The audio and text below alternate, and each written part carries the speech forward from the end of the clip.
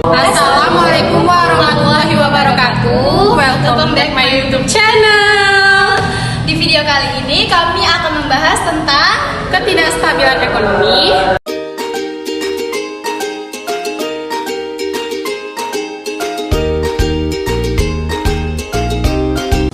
Ketidakstabilan ekonomi. Apa yang dimaksud dengan ketidakstabilan ekonomi? Ketidakstabilan ekonomi melibatkan guncangan terhadap cara kerja ekonomi yang biasa. Ketidakstabilan cenderung mengurangi kepercayaan dan menyebabkan investasi yang lebih rendah, pengeluaran yang lebih rendah, pertumbuhan yang lebih rendah, dan pengangguran yang lebih tinggi. Ketidakstabilan ekonomi dapat disebabkan oleh perubahan harga komoditas. ketidakstabilan ekonomi parah. Hal ini menggambarkan konvergensi mengarahkan kepada suatu titik pertemuan faktor-faktor ekonomi, politik, iklim, dan yang benar-benar tidak dapat diprediksi, menyebabkan peningkatan ketidakpastian dengan konsekuensi yang sangat besar bagi pasar keuangannya dan masyarakat. Pastinya merupakan awal yang mendatang dan meresahkan karena kita semua berguna untuk memahami peristiwa di sekitar kita. Apa dampak langsung pada dampak pekerjaan, contohnya bisnis, efisiensi, serta kesehatan fisik dan emosional kita. Kapan kita bisa normal, kembali normal, dan apa implikasi jangka panjang terhadap ekonomi kita, anak-anak kita, masa pensiun kita. Apa contoh ketidakstabilan ekonomi? Perekonomian dengan pertumbuhan output yang cukup konstan dan inflasi yang rendah dan stabil akan dianggap stabil secara ekonomi. Perekonomian dengan resesi besar yang sering terjadi, siklus bisnis yang jelas, inflasi yang sangat tinggi atau variabel, atau seringnya krisis keuangan akan dianggap tidak stabil secara ekonomi. Penyebab ketidakstabilan ekonomi yang pertama, inflasi. Inflasi adalah akibat di mana kenaikan harga secara terus-menerus dan penambahan atau permintaan uang yang berlebihan tanpa adanya pertambahan produksi dan penawaran barang. Dan akibat buruk inflasi ini juga cenderung menurunkan taraf kesejahteraan masyarakat dan prospek pembangunan ekonomi jangka panjang juga akan semakin memburuk. Yang kedua, terbatasnya alat pemuas kebutuhan. Alat pemuas kebutuhan manusia ini bersifat umum baik yang berhubungan dengan sesuatu yang dapat memuaskan kebutuhan baik barang maupun jasa. Keterbatasan ini terjadi dengan sikap manusia yang cenderung konsumtif dan meningkat, sedangkan sumber daya alam yang banyak belum ditemukan atau belum ada bahan penggantinya, dan sifat serakah sebagian besar manusia yang mengakibatkan cepat berkurang dan rusaknya persediaan sumber daya alam dan keterbatasan kemampuan manusia untuk mengolah sumber daya alam. Yang ketiga, melonjaknya angka pengangguran. Melonjaknya pengangguran ini sangat berdampak pada ketidakstabilan pada kegiatan ekonomi. Karena dengan ini, maka akan berdampak pada pendapatan per kapita suatu negara. Pengangguran banyak, sedangkan lapangan kerja tidak dapat mencakup semuanya, sehingga tidak semua dapat berproduktivitas. Yang keempat, korupsi yang semakin meningkat. Tindakan korupsi ini semakin meningkat di negara kita, bahkan sudah menjadi budaya dalam dunia politik. Uang korupsi ini sendiri adalah uang untuk rakyat yang bisa digunakan untuk membenahi struktur berbagai macam yang terjadi di negara.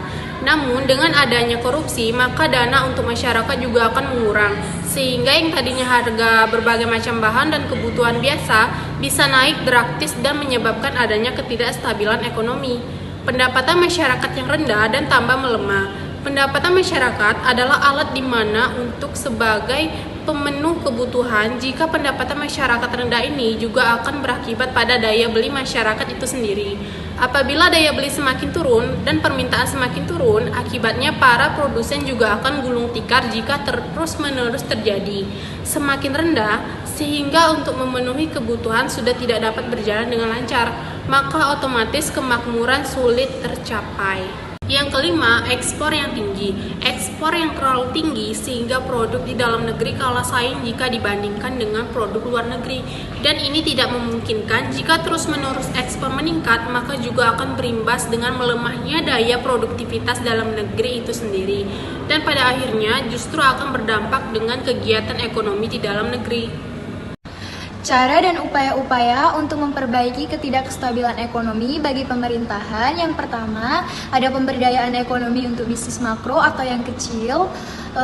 Perbedaannya, ekonomi yang dimaksud adalah untuk menstabilisasikan perekonomian dalam ruang lingkup kecil adalah pembangunan kegiatan simpan pinjam dan lembaga keuangan mikro. Yang kedua, membuka lapangan pekerja, membuka lapangan kerja dan lebih banyak mengadakan padat karya. Jadi dengan adanya lapangan kerja yang memadai dan lebih diutamakan padat karya, maka akan membantu untuk mengurangi pengangguran. Sehingga yang tadinya tidak dapat bekerja, sekarang dapat bekerja dan bisa berproduktivitas.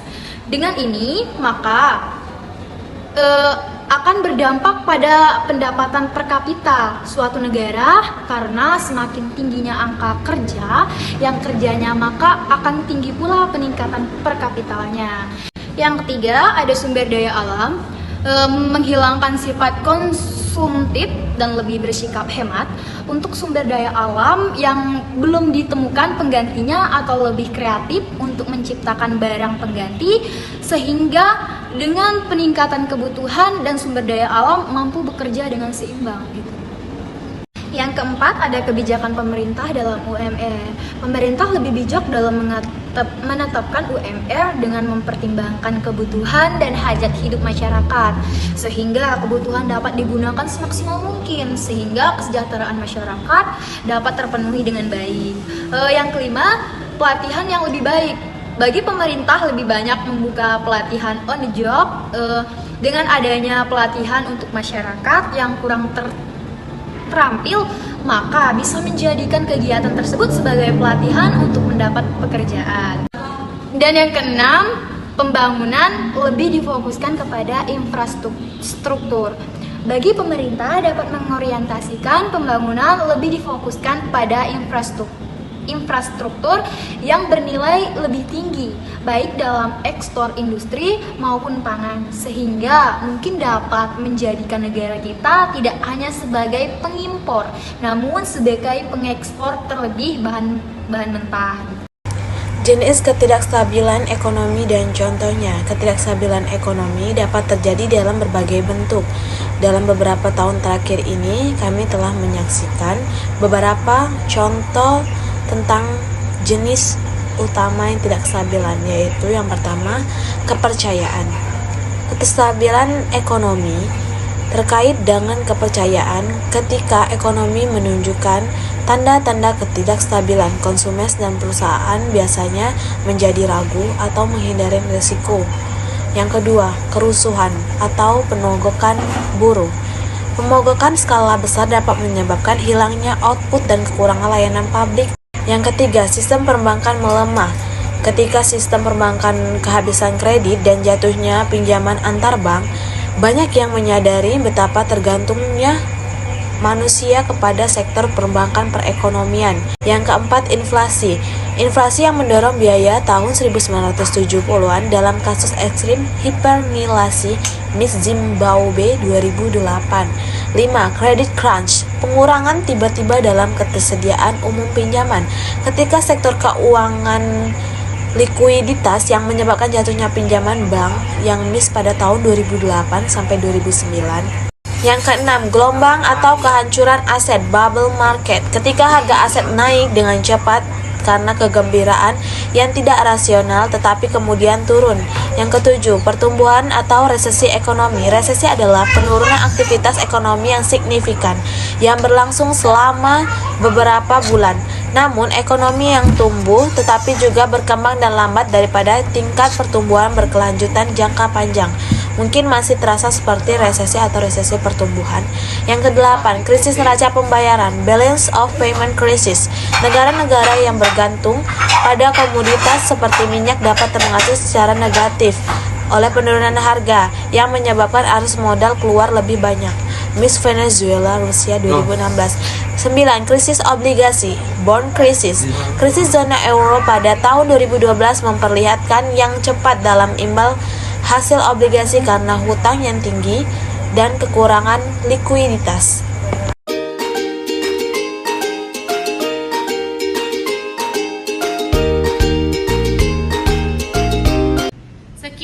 pembahasan dari kelompok kami. Semoga bermanfaat dan jangan lupa like, comment, and subscribe